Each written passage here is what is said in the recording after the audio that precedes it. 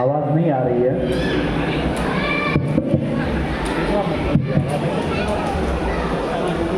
اچھا ہے.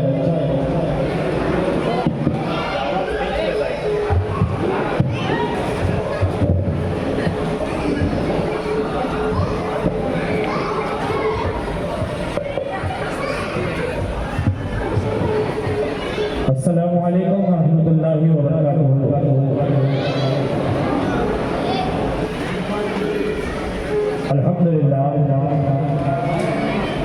الحمد للہ کفا والصلاۃ والسلام علی نبی المصطفیٰ. ایک کو تھوڑا کم کر لیجیے. وعلی آلہ واصحابہ الطیبین الطاہرین والحمد للہ رب العالمین. اما بعد. اعوذ باللہ من الشیطان الرجیم. بسم اللہ الرحمن الرحیم. والعصر ان الانسان لفی خسر الا الذین آمنوا وعملوا الصالحات وتواصوا بالحق وتواصوا بالصبر. صدق اللہ العلی العظیم وبلغنا رسوله النبی الامین المتین الکریم ونحن علی ذلک لمن الشاہدین والشاکرین طیبین الطاہرین والحمد للہ رب العالمین. آمین ثم آمین بجائے سید المرسلین صلی اللہ تعالی علیہ وسلم.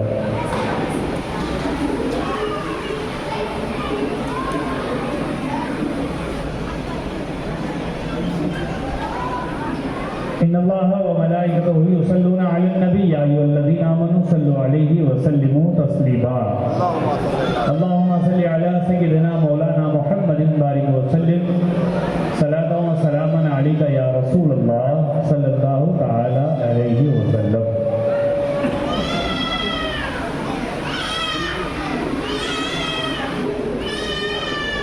حضرات، ناظم اجلاس نے وقت کی قید لگا دی ہے اور میں کوشش کروں گا کہ مختصر وقت میں کام کی باتیں بتاؤں. تو مجاہد اہل سنت الحاج اسماعیل شریف عرف نانو صاحب سے گزارش ہے وہ اسٹیج پہ تشریف لائیں.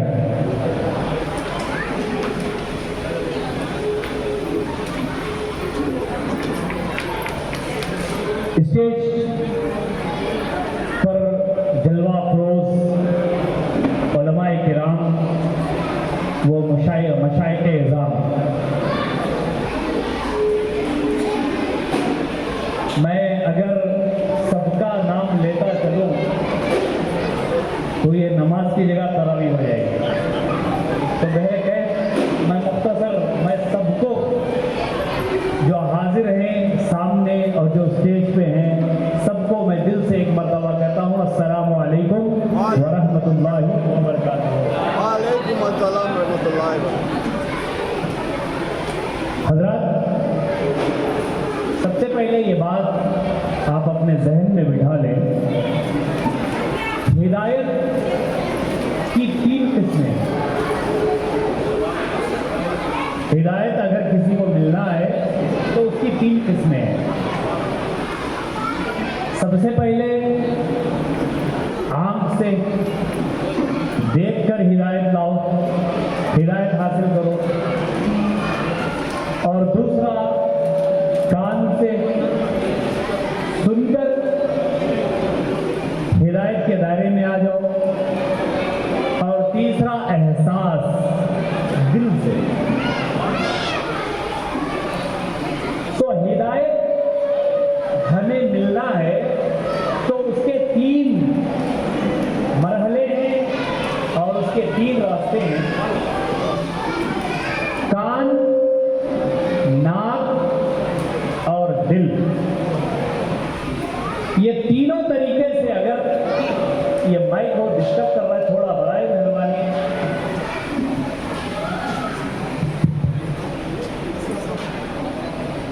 درود شریف پڑھ لیجیے. اللہم صلی علی سیدنا مولانا محمد بارک وسلم صلی علیہ وسلم وسلام علیک یا رسول اللہ صلی اللہ تعالی علیہ وسلم. تو میں عرض کر رہا تھا خطیب اہل سنت حضرت علامہ مولانا ذوالفقار علی صاحب تشریف لائے.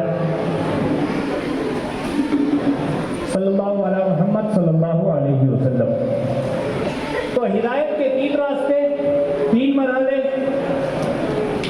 ایک کان، ایک آنکھ، ایک احساس یعنی دل۔ اگر آپ کو سمجھنا ہے حق کیا ہے تو آپ سن کر دیکھو یا دیکھ کر دیکھو یا محسوس کر کے دیکھو۔ یہ تینوں چیزوں میں اگر آپ بری ہیں، تینوں سمجھ نہیں سکتے، تو قرآن فرماتا ہے ختم اللہ علی قلوبہم وعلی سمعہم وعلی ابصارہم غشاوہ ولہم عذاب عظیم۔ اگر تم ان تینوں راستوں سے تم سمجھ نہیں پائے تو ولہم عذاب عظیم، تم دردناک عذاب کے مستحق ہو۔ اب دیکھیے، ایک ہوتی ہے محبت اور ایک ہوتا ہے علم۔ یہ دونوں کا سلسلہ پہلے سے چلا آ رہا ہے اور چلتا رہے گا۔ علم اور محبت جس کے اندر ہے وہی کامیاب ہے، اور جس کے اندر علم نہ ہو، محبت نہ ہو، تو وہ کامیاب ہو نہیں سکتا۔ ایک چھوٹی سی مثال دے کر میں انشاءاللہ گفتگو کو ختم ہی کروں۔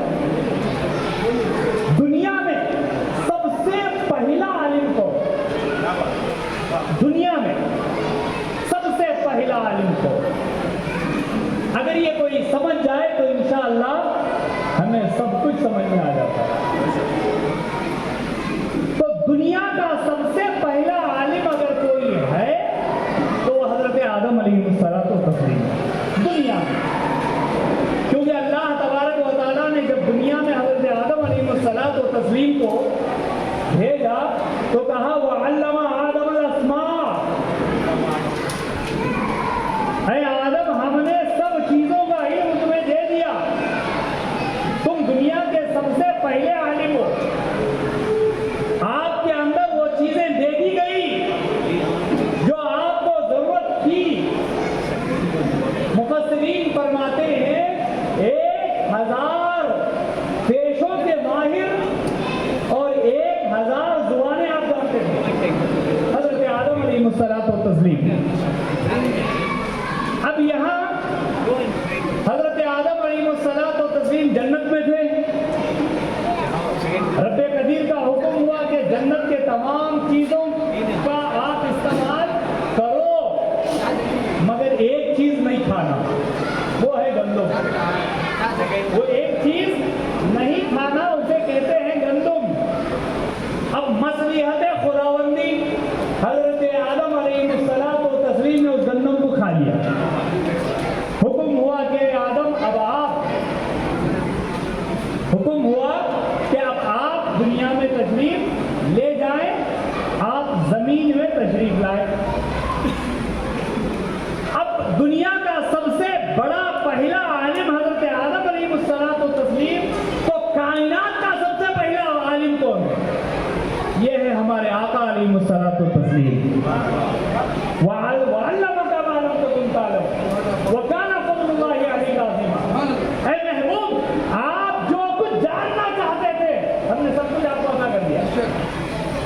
تو دنیا کا سب سے پہلا عالم حضرت آدم علیہ السلام، کائنات کے سب سے پہلے عالم حضرت ہمارے آقا علیہ السلام۔ اب دونوں میں فرق میں بتاتا ہوا چلو، بڑے غور سے سننا، انشاءاللہ ایمان تازہ ہو جائے گا، ایمان تازہ ہو جائے گا۔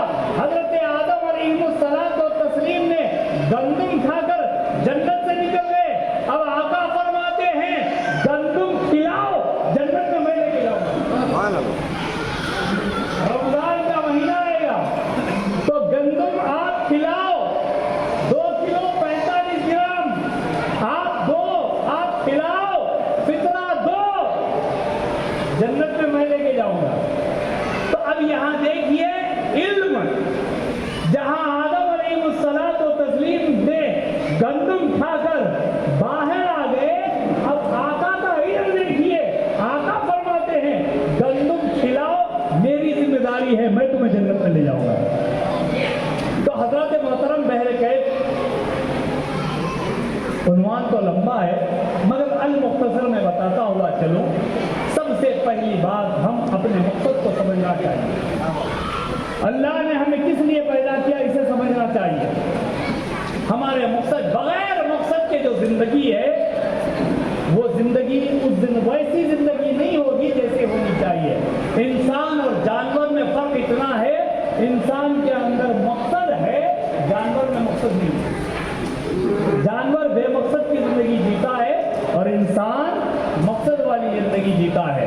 اب جس انسان کے اندر مقصد آ جائے، وہ کون سا بھی مقصد ہو، کامیابی کا مقصد ہو، علم کا مقصد ہو، اپنے آپ کو بہتر کرنے کا مقصد ہو، یا اولیاء کرام کے اوپر ریسرچ کرنے کا مقصد ہو، یا بزرگان دین کو دیکھنے کا مقصد ہو، کسی بھی مقصد میں آپ کامیاب ہونا ہے تو سب سے پہلے اپنے علم کو بنانا پڑے گا، اپنے اندر ایک منصوبہ تیار کرنا پڑے گا۔ ایک مثال میں آپ کو دیتا ہوا چلوں کہ جس انسان کا مقصد ہوتا ہے، مقصد والا انسان جب باہر نکلتا ہے تو اس کی مثال ایسی ہوتی ہے، آپ ایک ٹرین میں بیٹھیں، ایکسپریس ٹرین میں بیٹھیں، بنگلور سے لے کر دلی تک جا رہی ہے، وہ راستے میں اتنی اسپیڈ جا رہی ہے، راستے میں وہ دیکھتی ہے کہ اس کے درمیان پہاڑ بھی ہیں، ندیاں بھی ہیں، نالے بھی ہیں، جنگل بھی ہیں، باغ بھی ہے، سب کچھ ہے۔ وہ دیکھنے کے باوجود وہ ٹرین کبھی رکتی نہیں ہے۔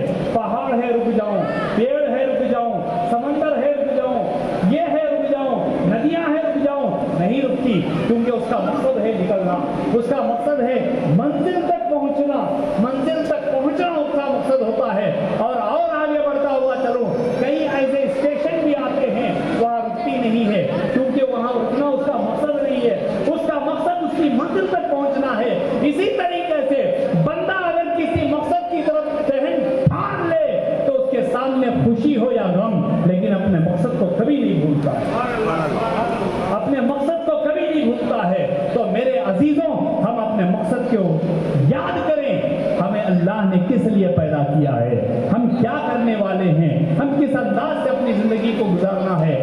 اس لیے کہ جس طریقے سے ہمارے صوفی مشائخ دادا مستان صاحب نے بڑے ہی پیارے انداز سے کہا، تو آپ کی بات پہ مجھے ایک بات یاد آ گئی۔ ہماری جو زندگی اب فی الحال جو چل رہی ہے، ہم بغیر منصوبے کی زندگی چلا رہے ہیں۔ ایک انگلش میں کہاوت ہے، کی ٹرن پروجیکٹ، چابی گھماؤ اپنا کام ہو گیا، یہ ہم سمجھ رہے ہیں۔ کی ٹرن پروجیکٹ والی زندگی ہم گزار رہے ہیں۔ ایسا نہیں ہے کہ ہم چابی گھما دیں تو ہمارا کام ہو گیا، ایسا نہیں۔ وہ چابی گھمانے کے لیے کتنی محنتیں کرنی پڑتی ہے یہ آج ہم نہیں کر رہے۔ پوری دنیا جانتی ہے کہ میں آج جنوری کی پہلی تاریخ میں ہوں تو دسمبر تک پہنچنے کے لیے مجھے 12 مہینوں کا انتظار کرنا پڑے گا۔ پوری دنیا جانتی ہے، میں بھی جانتا ہوں، آپ بھی جانتے ہیں، سب جانتے ہیں، لیکن ہمارے ذہنوں میں خیالی پلو آ گیا ہے۔ ہمارے ذہنوں میں ایسی بات ہے کہ ہم ایک گھر یا کارخانہ اپنے ذہنوں میں بنا کر چھت پر بیٹھ کر ہم نظارہ دیکھنے کی کوشش کرتے ہیں، ہم نظارہ دیکھنے کی کوشش کرتے ہیں۔ کوئی ہم میں سے وہ کام نہیں کرتا جو کرنا چاہیے۔ ہمارے قوم کے اندر ایک جذبہ ہونی چاہیے، ایک منصوبہ ہونی چاہیے، ہمارے اندر ایک پروجیکٹ ہونی چاہیے کہ ہم کس طریقے سے اپنے آپ کو ڈیولپ کریں، اپنے آپ کو بہتر کریں، اپنے آپ کو سیلف ڈیولپمنٹ کیسے بنائیں، اس پر ہماری توجہ ہونی چاہیے۔ صرف ہم لوگ وقت کو برباد کر رہے ہیں، صرف ہم لوگ ایک دوسرے کو تانا دیتے ہوئے نظر آ رہے ہیں، صرف ہم لوگ ایک دوسرے کی برائیوں اور تنقید میں لگے ہوئے ہیں۔ اگر کاش وہی ہم اپنے گرہوان میں دیکھ لیتے تو ہمیں سمجھ میں آ جاتا۔ اے نوجوانوں، ہم اپنے مقصد کو سمجھنا ہے، ہمارے حال کو دیکھنا ہے، ہمارے مستقبل کو دیکھنا ہے، ہمارے مستقبل کو ہمارے ماضی میں جو ہو گیا ہمارے مستقبل تک کیسے پہنچنا ہے، اس پر ہماری توجہ ہونی چاہیے۔ جب تک یہ توجہ ہمارے اندر نہیں ہوگی تب تک ہم کامیاب نہیں ہوتی۔ ہمارے سامنے پیارے آقا صلی اللہ علیہ وسلم کی پوری سیرت طیبہ ہے۔ آپ صلی اللہ علیہ وسلم، آپ پوری سیرت کو دیکھ لیں، کہیں بھی آپ نے بے مقصد کام کرنے کا حکم ہمیں نہیں دیا ہے۔ کوئی بھی صحابہ کرام کو का हुक्म नहीं दिया। आपने सबसे पहले मंसूबा बनाया, आपने सबसे पहले प्रोजेक्ट तैयार किया, उसके बाद कहा कि सहाबा इस पर अमल करो, इस पर अमल करो। आज हम दुआएं ज्यादा कर रहे हैं, काम नहीं कर रहे हैं। आका इरशाद फरमाते हैं पहले काम करें फिर दुआ करें, उसमें कामयाबी मिलेगी। तो बहरे कैफ चिट्ठी भी आ गई, तो मैं कोशिश करता था कि बगैर चिट्ठी के मैं ख़त्म कर दूं, लेकिन फिलहाल चिट्ठी को आना ही पड़ा। बहरे कैफ 1-2 मिनट में मैं अपनी गुफ्तगू को ख़त्म कर दूं। आका सल्लल्लाहु अलैहि वसल्लम की पूरी सीरत हम देखें।